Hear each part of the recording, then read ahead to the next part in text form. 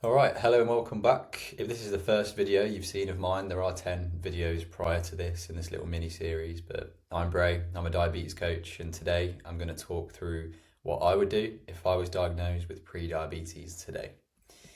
So the very first thing I would do is understand exactly where you're at and then set some targets. So a lot of people come to me asking for help and they're pre-diabetic or type 2 diabetic, but they don't know that HbA1c result. That's the very first thing you should know. Write it down, keep it safe, and understand where you're at. The second thing you should be doing is planning a date for your next blood test. Your GP will help with this and schedule it in, but it's either probably going to be 3 months, 6 months, or 12 months time from the last one.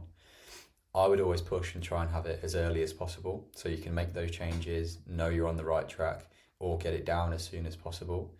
But really important, you know your result and you know when your next test is going to be.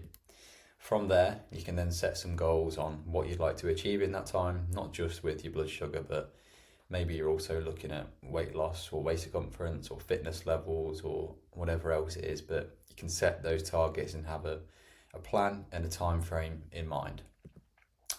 Step 2 then would be education. So you're doing this by watching these videos.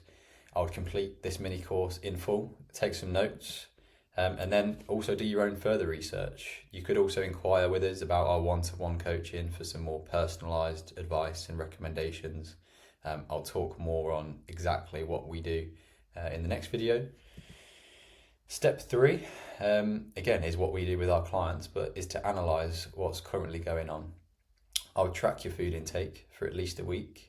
I track your physical activity levels, how much you're doing, what you're doing, the different types of exercise, etc.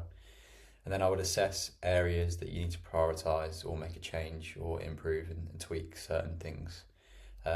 This is always the very first step we do inside of our coaching program to see what's been going on up until now and which areas are most important for us to focus on first. Step 4 is then implementation of all of the knowledge and the changes that you're looking to make. I would implement these healthy habits over time and find what is the most sustainable and long-term solution for you. There's loads of advice out there, there's loads of different things that can work. It's just about finding what works best for you. I'd start small and progress each week. So purely as an example, in the first few weeks after tracking your food intake, you might aim to improve your protein or your fibre by a certain amount. You might then start looking at your exercise. So within the first month, you might then add the 2 resistance exercise sessions per week. You might also set a daily steps goal. Then in month 2, you might be looking at something else. Maybe you're now looking at saturated fat intake or whatever it is, and you move on one thing at a time. Step 5 is then to review, and I would be doing this along the way each week, reviewing smaller things, and each month reviewing slightly bigger things. So some metrics of success you should measure is probably body weight, waist circumference, strength levels, your nutrition balance, or how well you're getting on with each of your nutrition targets. You could also test fasting blood sugar levels. You could use a CGM. All of these things are a great idea on if you are moving in the right direction and how fast those things are moving.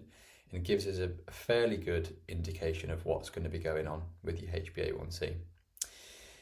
Then when you know what's working, continue what's working and change what isn't. So for example, if the 2 resistance exercise sessions per week doesn't seem to be increasing your strength enough, then you might want to increase that or do some longer sessions or change the exercises you're doing. It can be difficult to really pinpoint what's going wrong and what's pushing the needle forward. So having a coach to help with that can be really helpful. If you are looking for that sort of support and structure and a plan along the way to get your blood sugar back down to normal as soon as you can send me an email or message me the word sugar over on Instagram. You can find the link in the description and I'll provide some more details on how we can help. We'll talk a little bit more on exactly what's involved in our one-to-one coaching program in the next video.